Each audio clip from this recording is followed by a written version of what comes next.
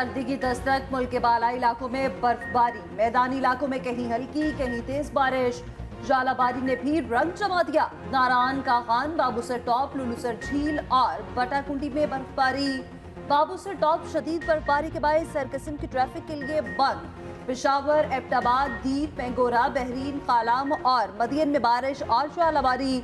बालाई इलाकों में खुनकी बढ़ गई। लाहौर, इस्लामाबाद और रावलपिंडी में मूसलाधार बारिश। मौसम सर्द हो गया। चकवाल में भी बारिश खुलकर बरसी। मीरपुर, आजाद कश्मीर में गरज चमक के साथ बारिश। डडियाल और गिरदरवाह में भी बादल खूब बरसे।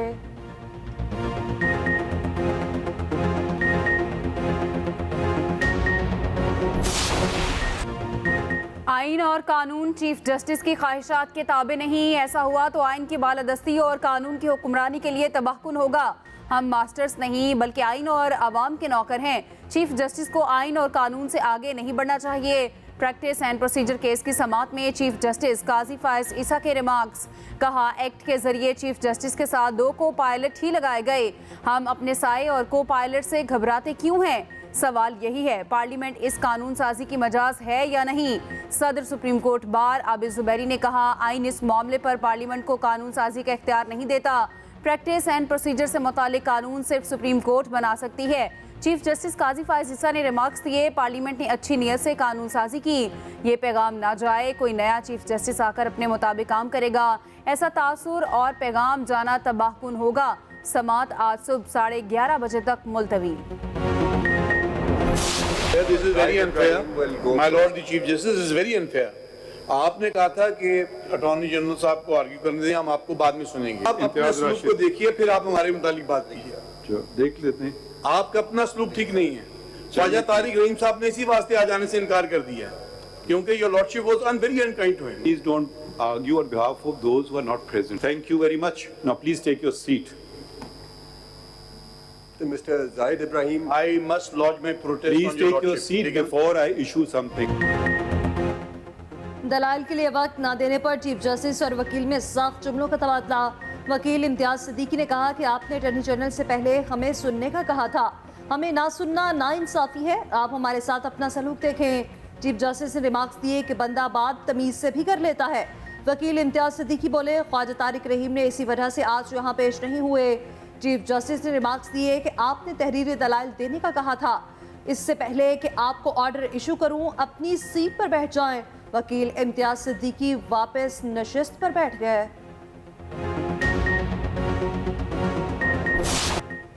पाकिस्तानी प्रेजेंटर ज़ैनब अब्बास के लिए भारत में ज़मीन तंग। आईसीसी ने बेबसी जाहिर कर दी। पीसीबी भी खामोश। पाकिस्तानी प्रेजेंटर ज़ैनब अब्बास भारत छोड़ने पर मजबूर। भारत के शदीद दबाव पर आईसीसी के पैनल पर मौजूद पाकिस्तानी प्रेजेंटर ने वर्ल्ड कप अधूरा छोड़ दिया। ज़ैनब अब्बास भारत से दुबई चली गईं। कदम फैमिली और दीगर ब्रॉडकास्टर के मशवरे के बाद उठाया गया। आईसीसी ने बयान जारी करके मजीद बेबसी का इजहार किया। कहा, ज़ैनब अब्बास को डिपोर्ट नहीं किया गया, वो ज़ाती वजूहात के बायस भारत छोड़कर गईं। रमीज राजा और ज़ैनब अब्बास आईसीसी की तरफ से भारत में मौजूद थे। दिल्ली के वकील ने ज़ैनब अब्बास के खिलाफ मुकदमे की दरख्वास्त दी थी। इल्ज़ाम लगाया था कि ज़ैनब ने 8 साल पहले भारत के खिलाफ ट्वीट की थी। ज़ैनब के हवाले से पीसीबी ने भी ताहाल कोई मौक़िफ़। वर्ल्ड कप के हाई वोल्टेज टाकरे, न्यूजीलैंड ने नीदरलैंड्स को बेबस कर दिया। 323 रन के हदफ के ताक़ुब में नीदरलैंड्स की टीम फ्लॉप। विकेटें एक एक करके गिरती रहीं। न्यूजीलैंड ने 99 रन से फतह अपने नाम की।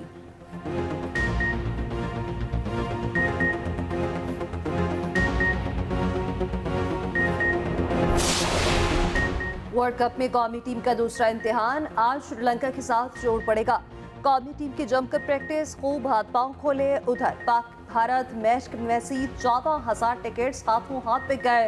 मैच 14 अक्टूबर को अहमदाबाद में खेला जाएगा।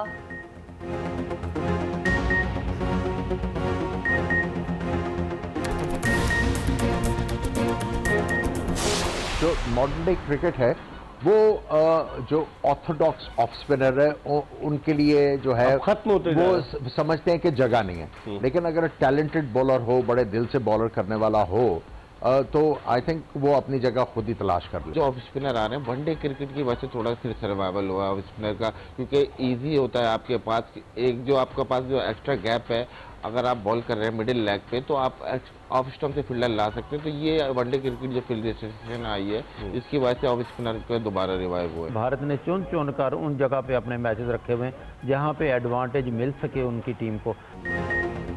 बड़े मुकाबलों की बड़ी ट्रांसमिशन, एक्सप्रेस न्यूज़ पर हर मैच पर तबसरे और तज्जिए, माया नाज स्पोर्ट्स तज्जियाकार और नामवर खिलाड़ी खुसूसी ट्रांसमिशन का हिस्सा।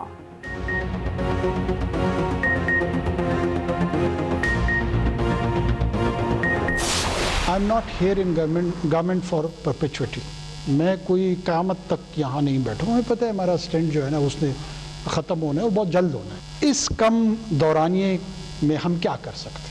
तो हम भी अपने इस छोटे से दौरानिए को इस्तेमाल कर रहे हैं कि हम डेमोन्स्ट्रेट करके दिखा सकें कि आगे आने वाली कोई भी इलेक्टेड हुकूमत हो, to give them a model कि यार ये तो हो सकता है 4 महीने में इन्होंने कर लिया था या 5 महीने में इन्होंने कर लिया था।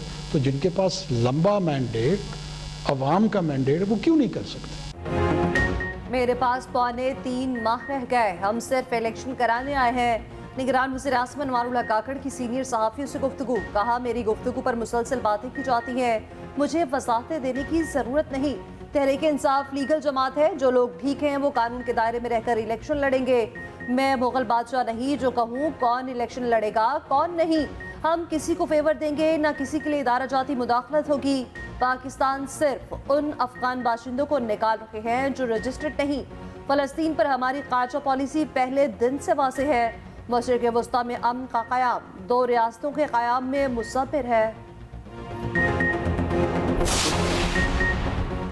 नवाज शरीफ मुल्की तरक्की का आजमूदा ब्रांड है, जब सब फेल हो जाते हैं तो नवाज शरीफ आता है। नवाज शरीफ एक बार फिर ठीक करेगा।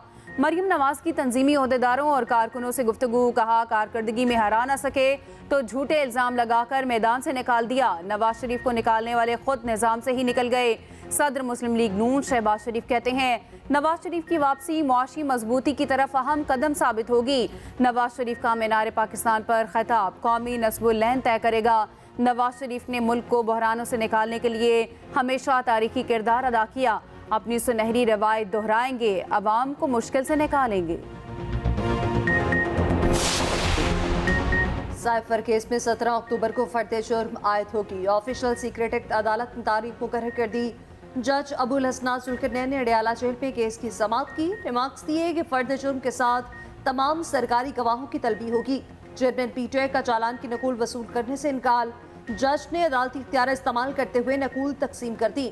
तहरीक इंसाफ के वकला का कहना है कि हमने नकूल तकसीम की कार्रवाई में हिस्सा नहीं लिया। अदालत के यकतरफा इक़दाम को हाई कोर्ट में चैलेंज करेंगे। उधर जज अबुल हसनात का अडयाला जेल का दौरा, चेयरमैन पीटीआई को वॉक के लिए इजाफी जगह फराहम करने की इस्तदा मंजूर। जज का दीवार गिराकर जगह बढ़ाने का हुक्म, बागीचे तक रसाई मुमकिन हो सकेगी।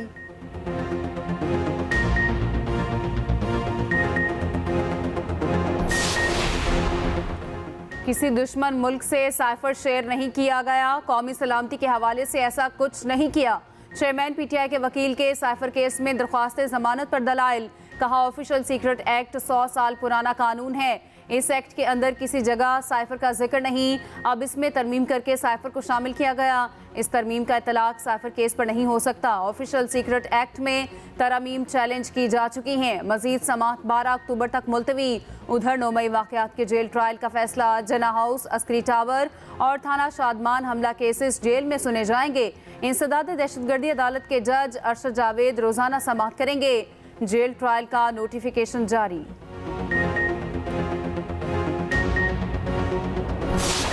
600-700 बंदे अगर मर गए हैं उनके इजराइल के, तो क्या उनकी कोई वैल्यू नहीं है? जो फ़लस्तीनी रोज़ाना मरते हैं, बच्चे मरते हैं, जिस तरह जुल्म टूटता है, जिस तरह नाजी जो है जुल्म तोड़ते थे इन लोगों के पर, ये उन्होंने इन तरीके जो हैं उन्होंने नाजियों से सीखे हुए हैं। वो जो है फ़लस्तीनियों पे आजमाए जा रहे हैं। पाकिस्तान जो है वो उनके है वाहिद इस्लामी मुल्क है जिसने कतई तौर पे कभी सोचा भी नहीं है कि हमने इज़राइल के साथ कोई तल्लुकात करने हैं। जब तक फ़लस्तीन आज़ाद नहीं होगा कभी इस किस्म की सोच भी नहीं आ सकती। यूक्रेन जंग की मजम्मत करने वाले फ़लस्तीन जंग पर खामोश है। यूरोपीय यूनियन की फ़लस्तीन और कश्मीर पर मुनाफ़कत सबके सामने है। यूरोपीय यूनियन एक दहशतगर्द मुल्क की हिमायत में बयान दे रही है। साबिक वज़ीर दिफा ख्वाजा आसिफ की मीडिया से गुफ्तगू, कहा आज़ादी फ़लस्तीन का हक है, पाकिस्तानी अवाम की मोहब्बत फ़लस्तीन के साथ है। फ़लस्तीन की आज़ादी तक पाकिस्तान इसराइल के साथ ताल्लुकात उस्तवार नहीं कर सकता। फ़लस्तीनियों की यह तहरीक अब अपने मंतकी अंजाम तक पहुँच कर रहेगी।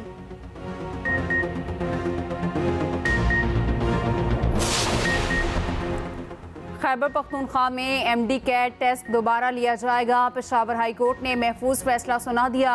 सूबाई हुकूमत का 6 हफ्तों में टेस्ट दोबारा कराने का फैसला बरकरार। फैसले में कहा गया, JIT ने एमडी कैट टेस्ट में बड़े पैमाने पर नकल बेनकाब की। काबीना के फैसले के मुताबिक 6 हफ्तों में शफाफ टेस्ट का इनेकाद यकीनी बनाया जाए।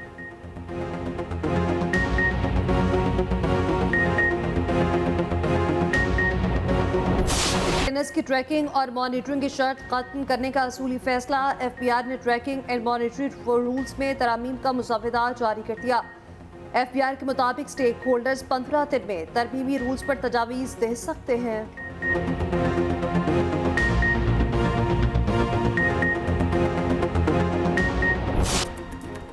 और पाकिस्तान समेत दुनिया भर में आज ज़हनी सेहत का दिन मनाया जा रहा है। पाकिस्तान में हर चौथा शख्स ज़हनी सेहत के मसाइल से दो चार है।